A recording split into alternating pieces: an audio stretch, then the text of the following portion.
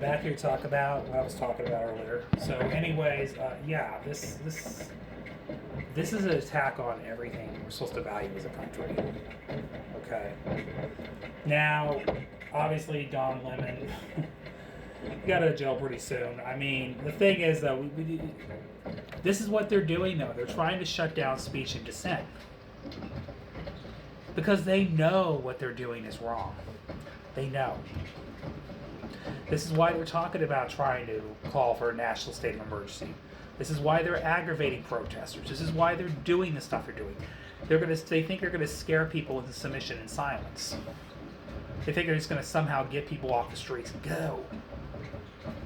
No, you're just inflaming the situation, but they want to use that as an excuse to call for a state of emergency so we can effectively cancel elections. Because they can't win on the merits, and they know this. And I know they did slightly better in 2024 at the presidential level and at the Senate level. Okay. They didn't win everything, though. I know everybody's like, oh, they won. Yeah, they narrowly won, but they still lost 2 House seats. Okay. They didn't win everything. They did win the Senate and the presidency. But here's the thing. In history, and history will repeat itself again, the Republican Party is a minoritarian party. All right. And the votes they won in 2024 were only temporary. I guess you can credit that a little bit to Donald Trump. You can credit a little bit of that to Turning Point USA, trying to reach out to young Gen Z men. You could credit a little bit of that to the bro podcasters, the manosphere. But this is all temporary. That's not actual coalition building. Okay. I give them credit. They made some gains. But how long have they held them? 1 year in, they've already lost all that support. Because what they're doing is not popular. All right. They know this as much as anyone. And right now, they're throwing this Miss Kristi Noem under the bus. It's coming really soon. She's going to get fired. Okay.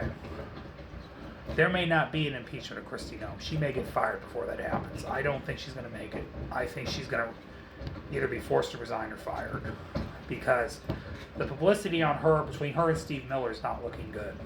The optics look really bad. Okay. If they're the ones handling these unconstitutional ICE raids, yeah, it's blowing up in their face right now. Because just in the last 2 weeks, we witnessed 2 Americans being killed by ICE agents.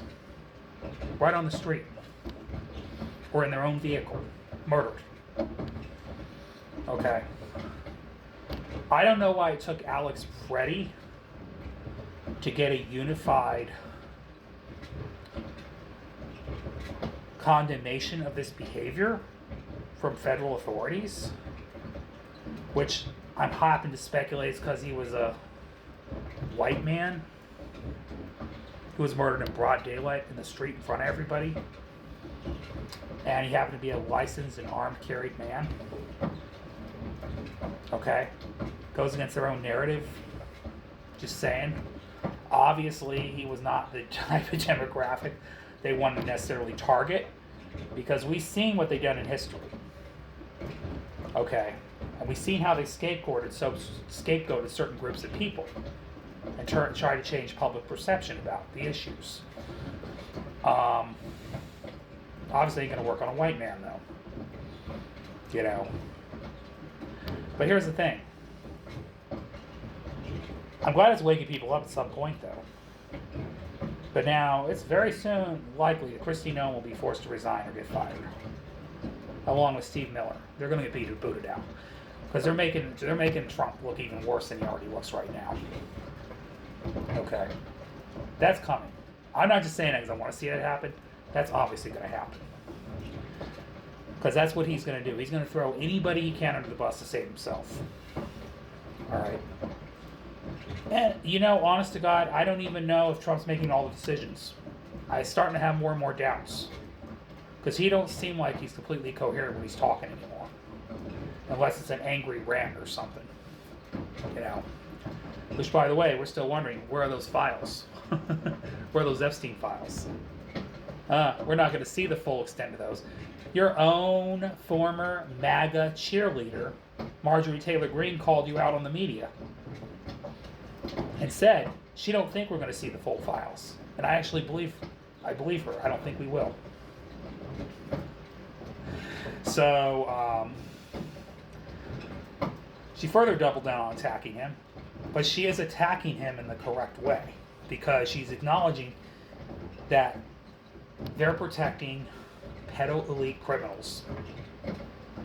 And even she couldn't stomach it. As a far-right Christian conservative MAGA queen herself, which I'm not telling you she's a different person. I'm not telling you her politics have changed. She still is a far-right Christian Zionist. Okay? She's just not part of Trump's MAGA orbit anymore. That's all. But she is acknowledging the truth on the Epstein files. I'll give her that. So aside from that, all right, I'm going to come back and do another video. This has already been long enough. I'll see y'all later. You have a great night. Have a great day. Goodbye. Love y'all.